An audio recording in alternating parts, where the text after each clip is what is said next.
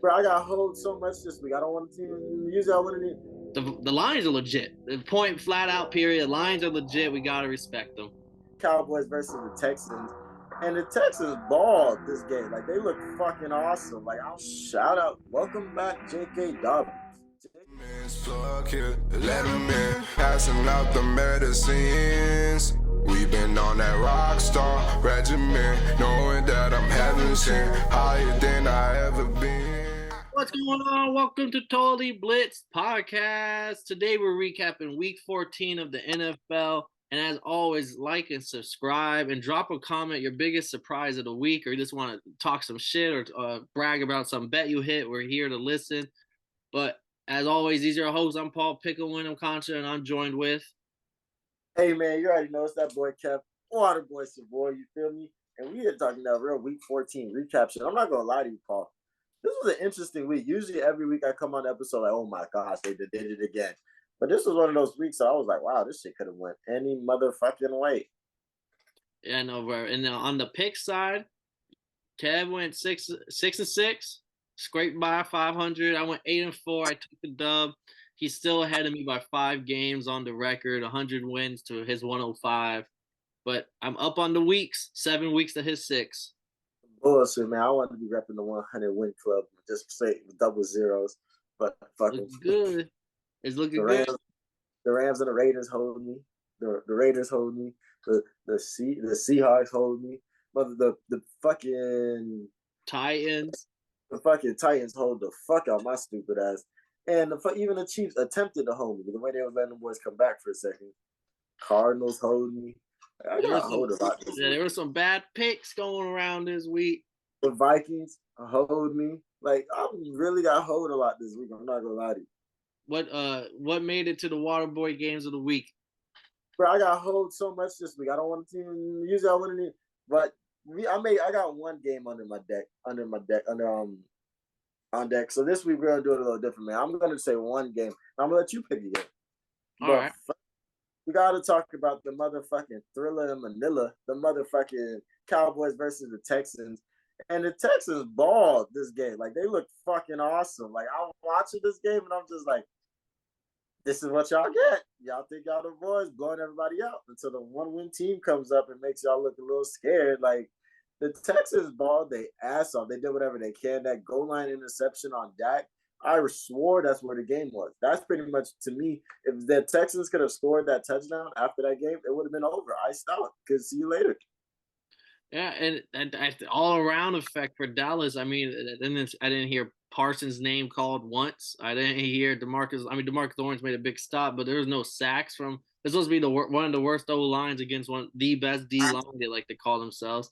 And then on with fucking Dak, I mean, he's just interception prone. Like, I feel like if he would have played all year this year, we might be talking about him leading the league in interceptions up there with Matt Ryan and some boys. Because I feel like he's always due one, and a lot of times due two. Like, he throws them like carelessly, almost like. And I know they went outside T.Y. Hilton to like an incentive first contract after this game. Maybe they get him a new weapon, but I'm like, I don't think the wide receiver core is the problem. Like, you got CeeDee Lamb, you got Gallup, you got fucking Dalton Schultz, who's basically like your another wide receiver weapon the way y'all use him. Yeah, like I just don't know if that's gonna be the fix to the passing game. Dak was supposed to be the fix, and he doesn't look it. And I just think I don't want to scrub off the Texans just because they did have a good ass game with the Eagles earlier this year, whenever they almost shocked the Eagles on prime time. So I'm like, sometimes they do show up, and maybe they pick and choose when they show up. I think they're just teams that they just don't fear. You feel me? And like, for some reason, they came in thinking that these Texans team wasn't shit, and this is the best Texans team played all week, all motherfucking year. And then they have different quarterbacks in it, multiple quarterbacks. Yeah, in they the put Jeff Driscoll in for a little bit. He scored a touchdown. He threw one in. Was like they had scored this. If they could have, they had 4 plays on the goal line, and they could have scored. And I love that they were aggressive on 4th down, because I was thinking you could go for the field goal, but if Dallas comes back and scores a touchdown, everybody's gonna talk about some. Oh damn, the Texans playing scared. Like, so the fact that they played aggressive and they tried to go all 4. and just got stopped 4 times. DeMarcus Lawrence on that big third down was fucking big dog. Like, this game was interesting. I mean, there were points where there were parts where it just looked like the Cowboys fucked this one up. Like, the entire game looked like they fucked this up. And then it wasn't until that end and that Zeke run did you really think, oh, they Jerry Jones their way out this motherfucker. Cowboys, I feel like they're the same team as last year. The highs are high and the lows are low. But unlike last year, I feel like last year this is a game they lose. So maybe it might be good for them to have these close games now, so they get it out of the way. Because last year I feel like this is a game they lose. And you said on the preview that your dad was going to be at this game. How did he enjoy the game? Because this game was fucking crazy. Oh man, he hates Dak. So it was in live. He was talking his shit. I mean, he said he was calm about everything until the fourth quarters when he started losing his shit. But I know throughout the whole game, watching, there's no way you go to this game. It's the biggest spread of the year at 17, and you're sitting here at what was it, like 17-20? You're losing at halftime. Like, you're not calm, cool, collected. I don't give a fuck what he says. Like, this was no way in hell should have been this close. 17-point spread, and you're losing at halftime. Like, all the Cowboys fans were pissed at halftime. Oh yeah, but that was this game, man. I was not gonna lie to you. I was watching this game. I was thinking, like, even I know I picked the Cowboys, but I would not be mad if they lost right now. And then if I had to pick a Waterboy game of the week, it has to be, just because I got to tout a little bit, Panthers winning as the underdog on the road against the Seahawks 30-24 and keeping the Panthers hopes alive. I think they said if they win out, they could potentially make the playoffs because they can beat the Bucks a second time, have 2 wins on the Bucks on the year or whatever, and have the same record or some shit. It's to squeak their way in, which would be nuts if they do it with Sam Darnold and the array of quarterbacks they had. That means they'll go. They only have one loss. If they win out, that means they only have one loss in the division because we beat them, they beat us, but they beat the Saints already and they beat the Bucks. So if they went out, they ran through the division and like they're what do they say? Their fate's in their hands. That's interesting, but we'll see. We can see. I doubt it, but we'll see. But they did look better. I think the fact that Sam Darnold's doing decent is great. But what did you see in this game? I think it's how Seattle has the second or third worst run defense. They might have the worst after this game, but exactly what I said they'll do. Carolina, what did they do? They run the ball with 3 different running backs, and they ran the ball 46 times, 223 yards, 2 touchdowns. Like, they just ran all over the Seattle. Sam Darnold just makes a couple throws here and there, but it's not like they leaned on him or needed anything from him. It's just he's doing Baker's job a little bit better. Like, that's all he could do. Like, oh, we just needed someone to complete some passes, not throwing shit in the dirt, and that's what they get out of him. But it's crazy. JC 2 interceptions, I believe, for JC Horn. Yeah, and he low-key had a third one, but it was out of bounds. But it was crazy because I feel like the receivers played well. Like, Tyler Lockett got a nasty touchdown. DK was very dependable this game. Like, it's crazy. And they weren't even the leading receivers. I want to say his name is Marquise. Marquise Goodwin was the leading receiver.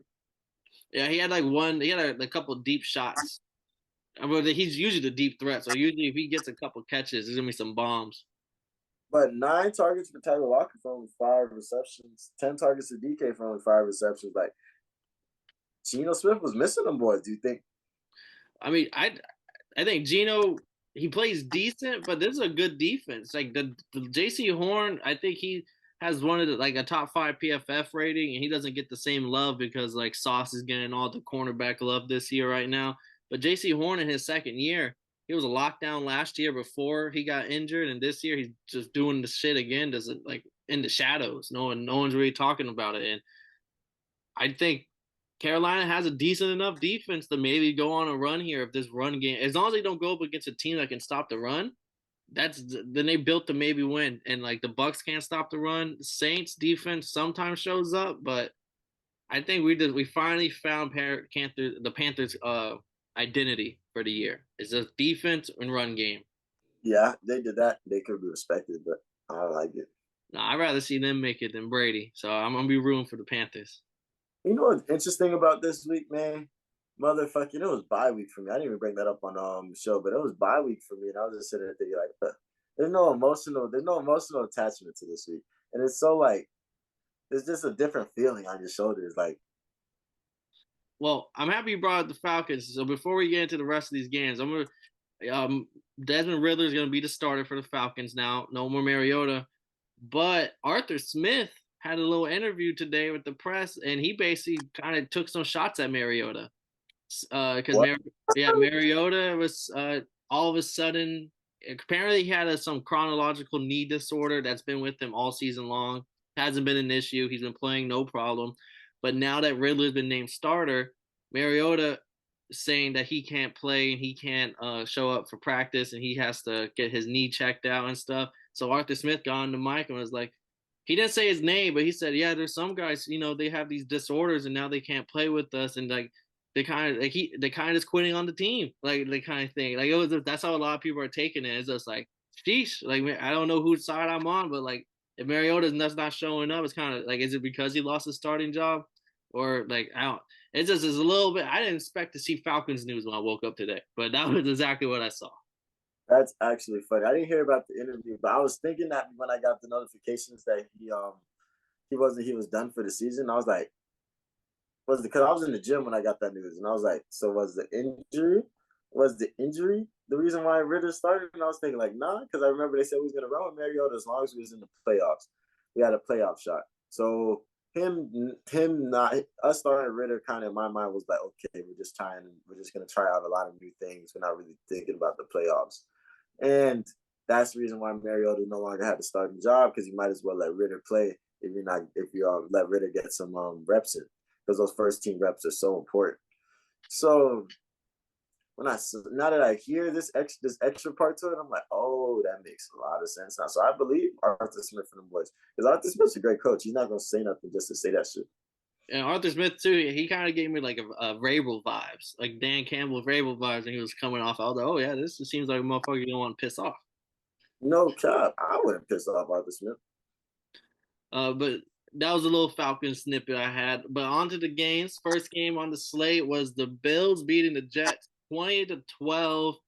And I mean, Bills kind of control the whole game. Jets are trying to claw back in the second half, and they're almost there. They almost made it. The defense on both sides were standing tall.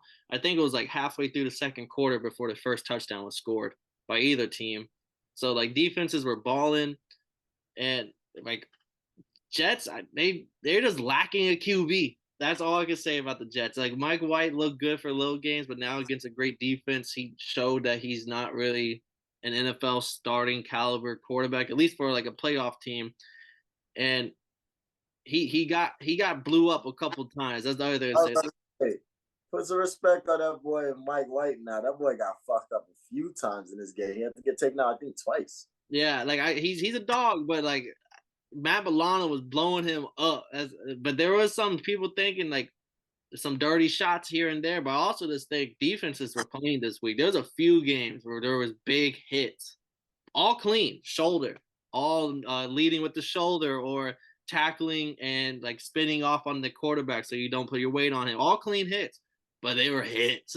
So I can't remember who got fucked up in the end zone, but somebody got smashed. Oh man. Oh, it's gonna hurt because I'm not gonna be able to think about who it is. Somebody got smashed. I want to say it was somebody on the Titans, but somebody got smashed in the end zone, and it was like Derrick Henry even took a big shot, fumbled. His ass got blew up by the Jets. Those was like Kenny Pickett. Fumbled. Even D-Hop fumbled this week. Yeah, like there was some hits. Like, hey, people are learning how to lead with the shoulder in football and defense again. Kind of exciting again.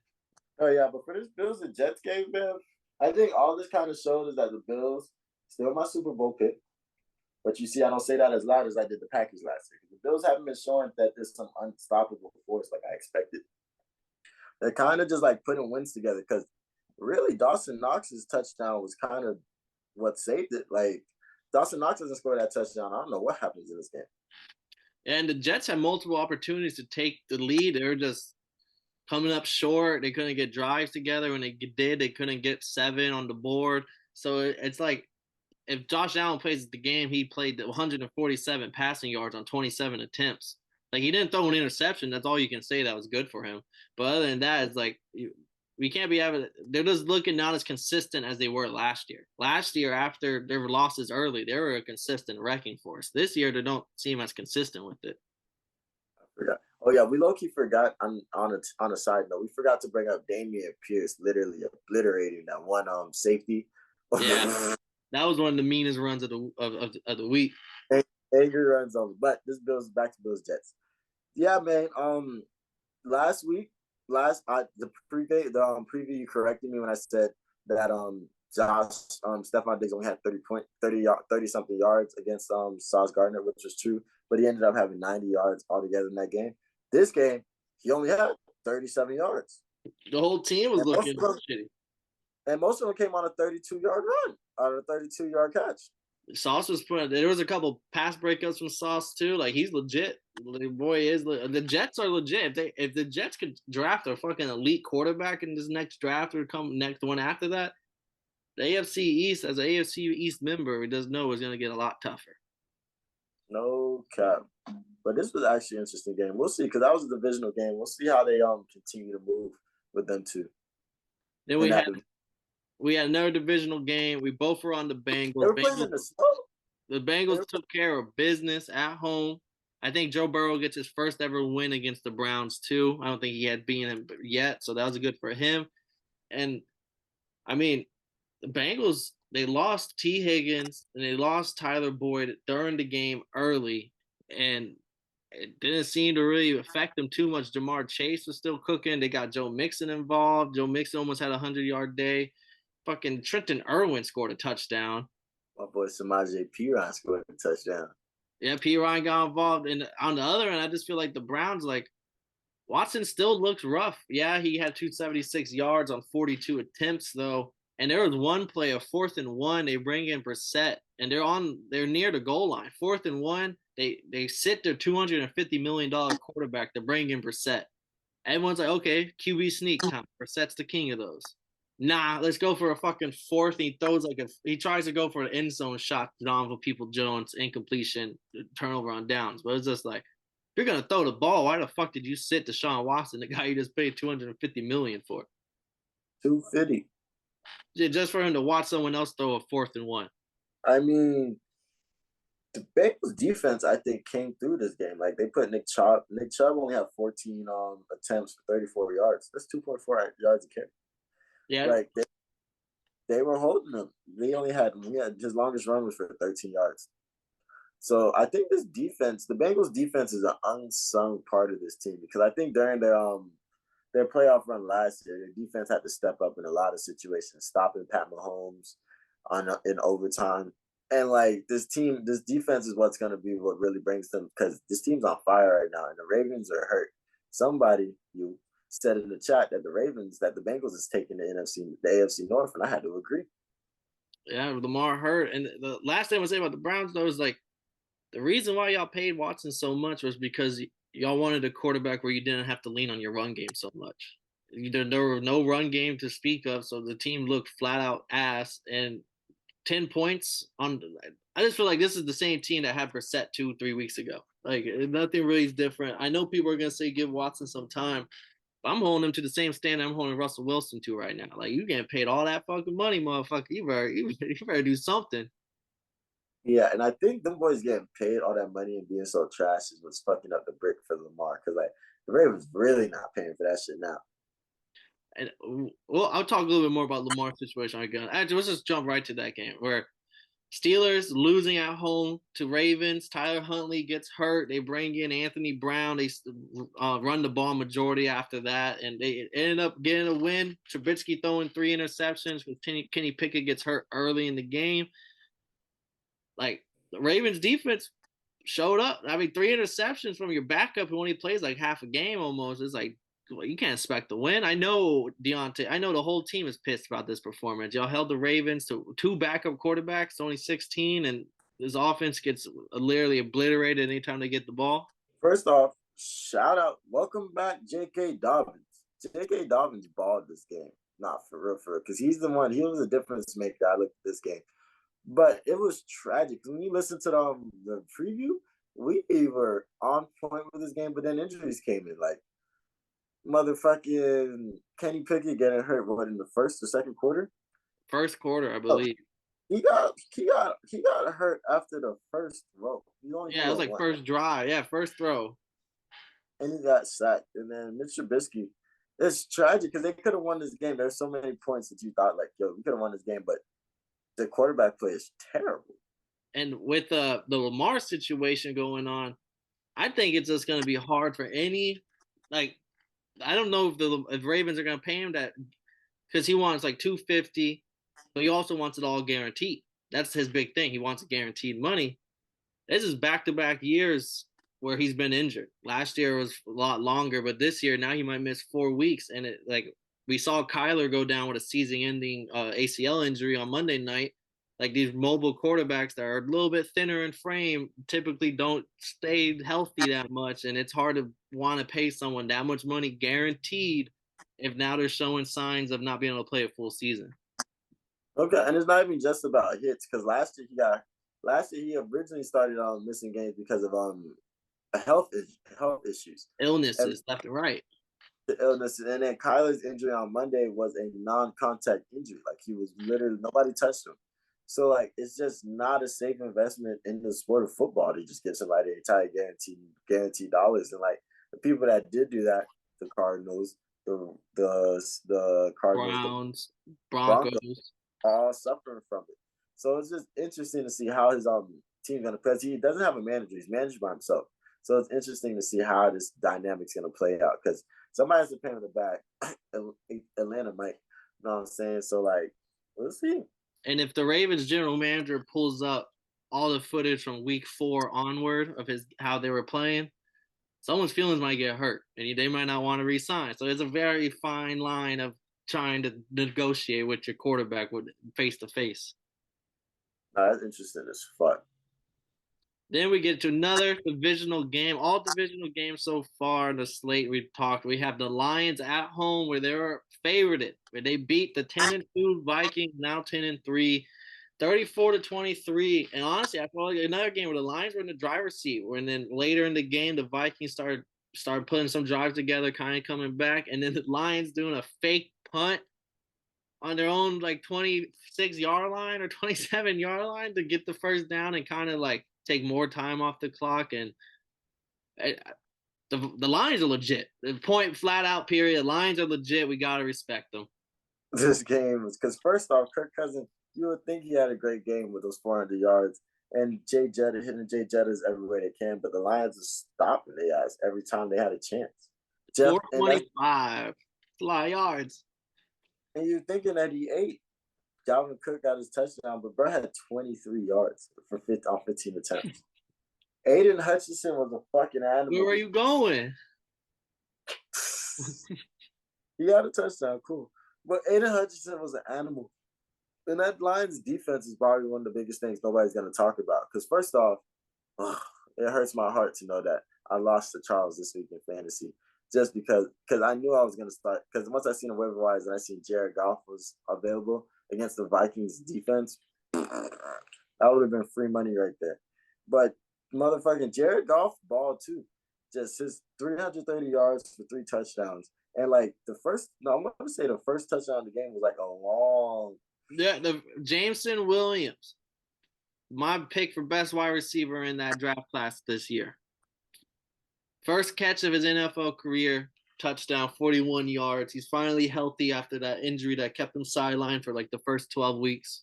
I mean, he would have been a top 5 pick if it wasn't for injury. He still went 9th overall, and people knew he wouldn't be able to play for the first like half of the year. Like, that's just insane to think about. Facts. But this Lions team legit, and this Vikings team. Worst pass defense in the NFL, still holding strong. You're not. This is not a team that you fear. Even though they're 10-2 or 10-3, whatever they are, this is not a team that you fear on the first round of the playoffs. And I'll be mad if the Bucs end up making the playoffs and they play the Vikings, because then it's like Brady might throw for 400 fucking yards against this defense, and it'll be like, oh, Brady's back for the playoffs type shit. That'll be the scenario they're painting. But it's like, no, bro. Like, this has been a bottom 5 pass defense all year, and it slowly slipped to the worst pass defense. Because I saw Kyle was like, "Oh, once that defense tightens up, they're gonna be going on a run." I was like, "This team ain't gonna. The defense isn't gonna tighten up. It's only gotten worse as the year progresses. Like this." This is just their true colors are showing finally, and you can't. The same thing from last year. All their 50-50 games came down to field goals, and they were letting up 30 points per game on some crazy shit. Like it's almost the same thing this year. It's just the offense has been kind of hiding it because they've been doing the last minute scoring. Okay, and they're letting shit go over the top all day. Don't get me wrong, Thielen did have a good game because motherfucking Thielen and Justin Jefferson had a great game, but motherfucking that defense let so much shit over the top go. Like it's crazy to just sit down and think, oh yeah, if I have a strong arm quarterback, if I have a Justin Herbert, if I have a Jared Goff, like I could just really take it over to the top because their safeties are not going to do shit about it. Yeah, and bro, the fucking Sewell, the left tackle caught a pass from Jared Goff for 9 yards, bro. And that sealed the game. For 9 fucking yards. Like the lines are getting crafty, bro. They've been honing their skills, and they got all the Rams draft picks, and the Rams are abysmal. Like they really have something brewing right now. It's kind of scary. Shout out Dan Campbell, man. We've been rocking with dogs since he first got hired. He was the truth, man. Making people do push-ups, making doing the motherfucking burpees with the players and shit. They're buying in right now. They definitely is. Next game where we were split, I took the Jags. You took the Titans. Jags won 36-22. And I'm not going to lie. Early, I thought the Titans were going to – it was like 14-7. Derrick Henry had like 100 yards and like by the end of the first quarter almost. Like it was like looking scary. But then the Jags defense tightened up. They fucking got the interception on Tannehill, got like 4 sacks on the game. But Trevor Lawrence, this is back-to-back. Like I gave him some props last week because he came back from that scary-ass injury and still played the game. And then this week, there was a point where he took the kneel to win the game. And I think it was maybe Landry or another D lineman for the Titans pushed up on the center and like pushed him back and bumped into Lawrence. And the old lineman didn't do shit about it. Trevor Lawrence got up in his face and was like, started pushing, like, what's up? What are you going to do? I was like, oh, shit, okay, Lauren. Okay, Lauren. Get in that boy's face. Like, okay. He ain't scared of nobody. It's like, that boy got a little dog in him. I kind of fuck with it. I kind of fuck with boy now. That's your dog now? That's your homie? I kind of feel like Lawrence is going to be the next Kirk Cousins. Like that, like I just feel like he's gonna be a starter, and there'll be some games 368, 3 touchdowns, a perfect game, looking like the first overall pick he is, and then he'll have his lows, and he might have the prime time curse, he might have the like all those curses with him too, and there'll be those lows of lows. But when he's looking good, they look pretty fucking good. Hey man, I have to look at the Titans, dog. You gotta lock up. Them boys put goose eggs in the second and third quarter and gave up 13 points in both those quarters. Like you can't just let 26 unanswered points going into halftime and coming out of halftime. Like, that just doesn't make sense. And I'm upset because the Titans are the better team. I really thought that, like coming into this game, until I see how the Doug Peterson defense can motherfucking hold motherfucking. How many fucking turnovers did Ryan Tannehill have? 1? Tannehill had 1. Derrick Henry fumbled twice, and Tannehill fumbled once also. And then they got sacked 4 times. Like, bro, what the fuck? And like I said, Derrick Henry, you'll see 17 carries, 121. Like he ate. But like I said, he had 100 yards at halftime. The whole second half, Derrick Henry was non-existent. And they were laying some big hits on Derrick Henry. You never see no shit like that. Okay. And the biggest thing about this game for the Jaguars is that they did this without a running game. Like Travis Etienne, he's kind of looking real shaky. Jay Hasty, I didn't even know who he was until I checked the waiver wires one day from fantasy. But their receivers are throwing in there, like Evan Ingram. What do you have? The tight end, Evan Ingram, 162, 2 touchdowns. The boys is reliable. So this Jaguars team, I think they're just gonna be playing spoiler a lot this season. For the rest of the season, they're gonna find little games to fuck people up in. Are they still in playoff contention? I think they are, but just because I think if like the Titans lose out and the Jags win out type shit, they're in the same situation as like the Panthers and Bucks type scenario. You gotta hope for things shake your way and just keep winning. That's funny as fuck. But That's like I said, that whole division's so weak right now. It really could be a possibility that the Jags sneak in. Then we have real quick. I'm gonna do a drive by in the blowout block. We got 2 games. The Eagles beating the Giants 48-22, and this was never a game. It was a beat down from start to finish. Jalen Hurts had Devontae Smith cooking, AJ Brown cooking. Miles Sanders, I think, had like a career day going for like a what did he have? 144 and 2 touchdowns. Everything worked well for them. this team. This was a straight up obliteration. They showed a stat during this game that Jalen Hurts has 10 rushing touchdowns. Motherfucking Miles Sanders has 10. Was it Miles Sanders? Is that their starting running back? Yeah. Miles Sanders has 10 rushing touchdowns. And AJ Brown has 10 receiving touchdowns. That's 30 touchdowns between 3 players. The fact that they put their own benching, they take their starters out and they kept scoring on this Giants team. How many points did they score in the fourth quarter? 14. Like, it kept putting the thing on it because I'm thinking, okay, the game's over at 32. Now the game's over at 38. Now the game is still keeping on going. And this Giants team looked abysmal, definitely. They started off 7-2. You're 7-5 now. You should be kind of 7-5-1 now. You should be worried. But the thing about it was, where the fuck was Saquon? Again, another game. There's been plenty of games this year where I feel like Saquon's been put into a box. 9 for 28. Tyrod Taylor had more rushing yards than him. Yeah, no, there's games where I know the Eagles have a great defense, but it's like Saquon's supposed to be this like Derrick Henry-esque type of back, like a one of one. You've seen that motherfucking his legs, you've seen his hamstring, quads, all that stuff. It's like, well, how come there's like a good amount of like 4 or 5 games this year where he's been held under like 50 yards. He had a great like the Giants. He had the best. Giants started off hot. Saquon was cooking. Daniel Dimes was getting shit working. The ball was cooking up some magic. Everyone loved the story of the Giants, undefeated at a certain point. But right now, I think within their own division, like Washington started off shaky, and Washington seems like the better team going closer to the playoffs. No doubt, and they get to play again. Yeah, and there is a world where all 4 teams make the playoffs, which is even crazier to say. Then our next game on the blowout block, 35-7, the 49ers took care of business against the Buccaneers. I locked it up, and it was never a doubt. Big Cock Brock, I mean, I think he deserves the nickname after this week. That man, 3 touchdowns, ran 1 in, threw 2. And my biggest thing for this game is Debo got hurt. He might be out for a few weeks, so we're going to see if Brock can still do his magic without Debo. But Christian McCaffrey, what a trade to go get that man. Like he 14 carries, 119, a touchdown, and he knows he got another receiving touchdown. But they're looking like a top 3 team in the NFC right now, or the best defense in the NFL. I don't think it's even a question. And my other thing is Big Cock Brock, bro. I think he's the perfect mix because they wanted to get a little Russian QB with Trey Lance. Didn't work out. They wanted to get a pocket passer with Jimmy G.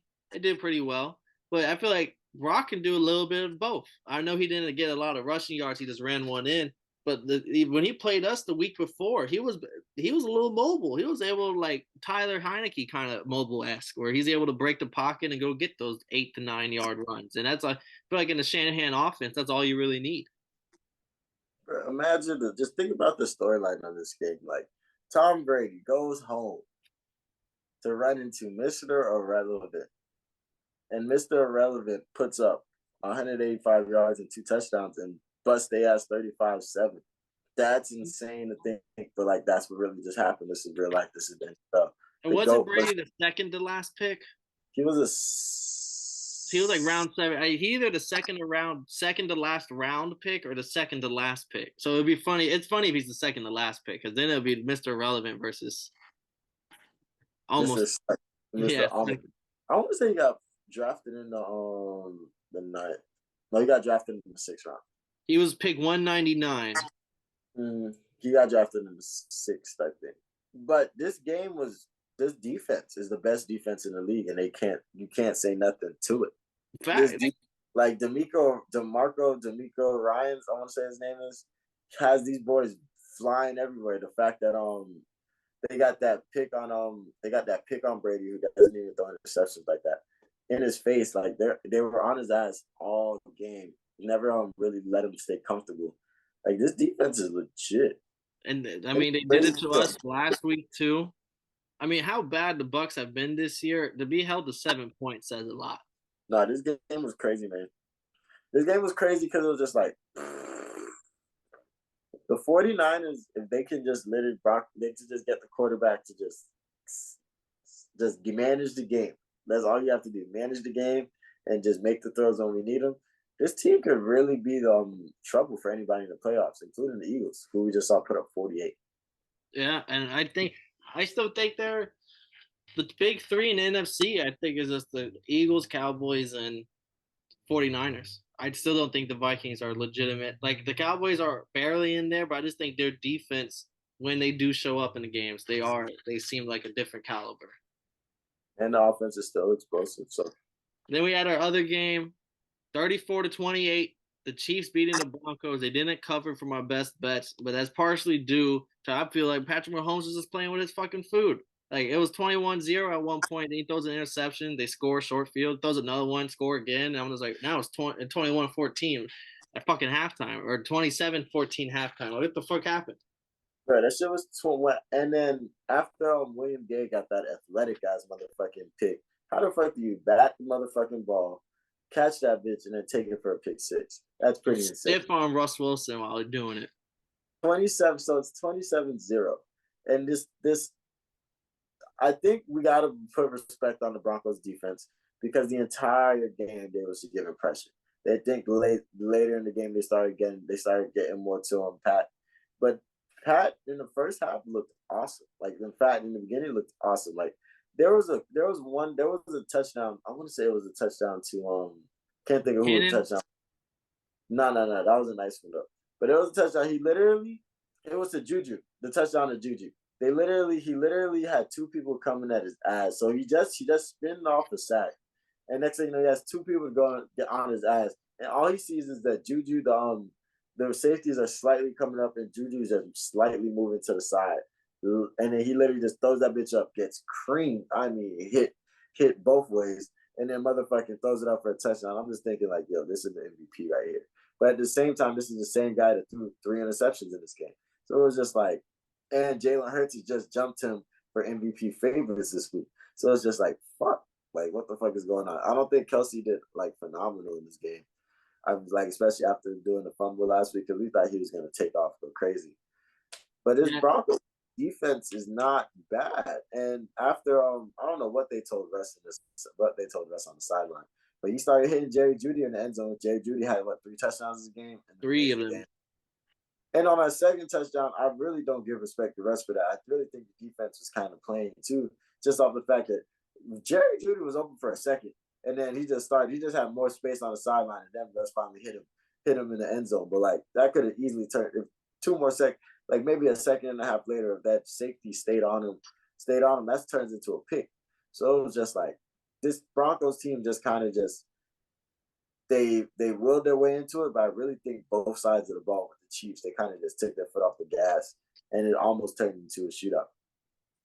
Yeah, no, I think this is close. Like the Broncos played their best game, they fell short, but I think the Chiefs played they put up 34, but this is one of their worst games. Like, Patrick Mahomes never throws 3 interceptions, let alone like consecutive ones. Nah, this shit was crazy. I mean, it was still good TV, don't get me wrong, but it was just like, like what are you gonna do? Like, what are you gonna do against good teams? Because the Broncos are eliminated from playoff contention.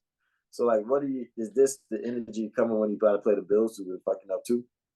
Well, there's also another stat. Apparently, the longest active win streaks against teams, Patriots have beat the Jets 14 games in a row, and the Chiefs have beaten the Broncos 14 games in a row. That's actually crazy. 14 games. We've shuffled through quarterbacks and us to generate into 14 games. Like the last time y'all won was when Peyton Manning was there for real. That's crazy. Like they probably wasn't even beating Alex Smith's ass probably was beating their ass a couple times. Alex Smith was coming through and busted him twice. Like that's crazy. At least with the Jets Patriots, I can understand Tom Brady was the quarterback for a lot of those games. But Mac Jones is the quarterback now, and they still fuck your ass up. Bill just knows y'all numbered.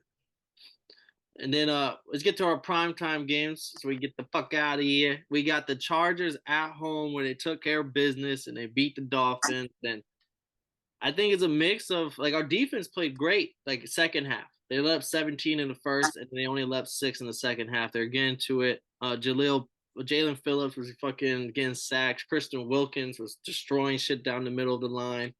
And we had shots here and there. We just couldn't really get it going. It's a mix of Tua didn't play well, but it's a mix of the Chargers literally took away the middle of the field, having multiple people there on those middle of the field throws where that's where Tua has destroyed people through the middle of the field. And I don't know if it's on him because he wasn't looking for a different progression, or if it's on Mike McDaniel because I think like back-to-back weeks all our throws have been almost over 10 yards per throw. Like there's only been like 2 or 3 passes for under 10 yards.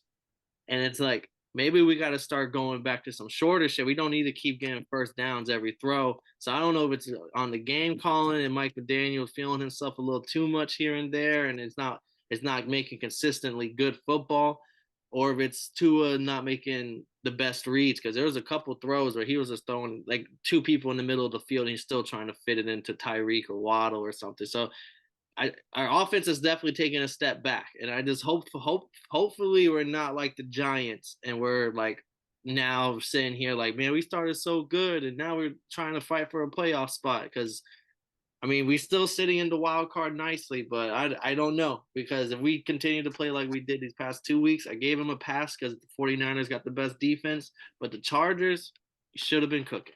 I think it comes down to the run game too. I think not having that established run game can really be hurtful and force Tua to do a lot more than he needs to in a lot of situations.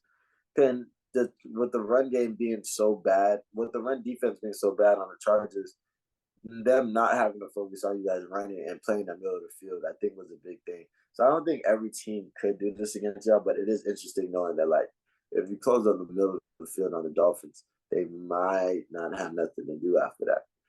But I think this team, the Chargers, tried to get this up. Like even that fumble, Tyreek taking that fumble all the way up, like That was just there was a lot of situations where y'all boys could have took off with it. But hearing you break it down like that makes sense. Yeah, and Tua, I mean, at halftime, it was like the worst halftime performance by any quarterback on the year. He had like 3 completions on 14 passes or some shit for like 30 yards. And that's what I was saying. Like, it just was not good football. I know one of them was a completion that ended up in a fumble, and Tyree took it to the house, so Tua doesn't get those yardage on the pass or whatever. But still, it's like we've been playing pretty rough these days. I give you a pass against the 49ers, but not the Chargers, and we got the Bills on deck. So it's like maybe we've been looking ahead to the Bills rematch too much, and I hope that's the case.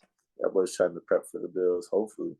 I also think it might be. I loved McDaniel, and I'm hoping it's not turned into a Brandon Staley situation where the 4th downs were working early in the season for the Cardinals last year, and everyone loved Brandon Staley.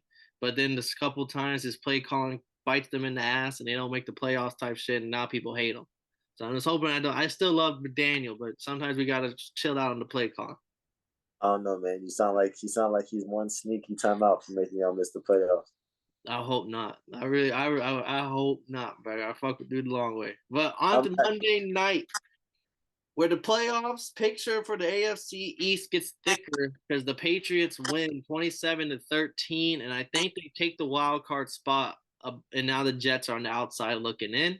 And the Cardinals fall to 4-9, 1-7 at home. Kyler Murray out for the season with a torn ACL or piece. I think it's ACL, torn ACL, non-contact injury, of course. So Colt McCoy came and tried to do his best, but Patriot defense was second half didn't let up nothing.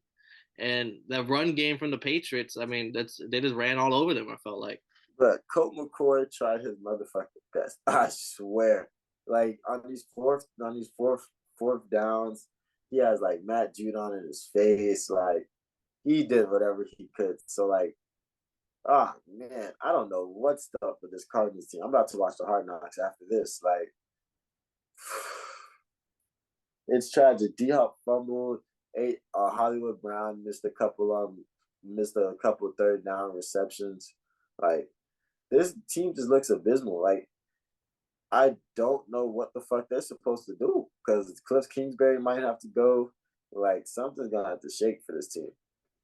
Yeah, and I mean James Conner, he started off well for the Cardinals' run game was working well. They scored with him, 15 carries, 85 yards. But then I feel like Bill has made second half adjustments for Colt McCoy's led offense, and it just took away everything the Cardinals could do. And Judon had a game. He got sacked 6 times. I mean, the whole D line had a fucking game against him. And on the other side, the Patriots are the same fucking. Let's play good defense, get good field position on special teams, and maybe we'll score some points. And McCorkle did a game. Like he didn't look great, but this was interesting to me because there was a flag that got thrown. There was one play where there was a flag that got thrown, and then you could see McCorkle just talking to the refs like, "Nah, bro, it's bullshit. Nah." Just running the shit, and then the play ends up being, and then the refs like, "Move, motherfucker!" Like he's just like, "Move, we got to do this." And then I think it was on a touchdown too, and then there ends up being like pass interference. Bill declines it, but McCorkle was arguing with the ref the entire time. And I was just, and I think you just have to have seen that to notice that. I'm just thinking, like, I don't think you can really do that on the Patriots. I don't think that's a thing. Like, this is not the quarterback for them. They did get the win. Congrats for them, but I do not see this as the long term. He called not Joe Judge, but Matt Patricia on the game last week. Not this week, but last week. The sideline caught him yelling at Patricia, saying, I can't remember exactly, but he said something motherfucker. He called him a motherfucker. He was like, the short game sucks. Yeah, so it's just like he has a little. Bill don't like that shit, but that's not the Patriot way. So yeah, that's not a good sign. No wrap cap. But we recapped the games, Kev. I think it's time to break it down. Hey, man, that was week 14. Week 14 was interesting. I don't think it was a crazy, spectacular week, but I did think it was a good week of football. And a lot of shit that you didn't expect to happen happened. And defenses came through this week, hitting shit. Motherfucking that Damian Pierce running over that safety was still one of my favorite plays. But hey, they got the tackle though, so that's all that matters. But hey, man, this has been a Totally Blitz podcast, week 14 recap. If we didn't know, I don't mind telling you again that I'm your boy, Kev Waterboy Savoy. I'm in this bitch with Paul Pickett winning concert, and I need you to make sure you stay tuned because we got the week 15 preview coming, Thursday Night Football preview coming soon. We got the UFC 282 recap, and boxing went crazy this weekend, man. So make sure you stay tuned, man. And if you didn't know, I don't mind telling you and everybody you bought a gift for this Christmas that you's a bitch. I got a problem with being problematic. Get the light beam on me, ready for electrostatic. Don't you step into this box if you're not batting. Then my gang got tools, you can call them boy crap, man. This gang got rules, man. You better watch your passes. This ain't nothing new.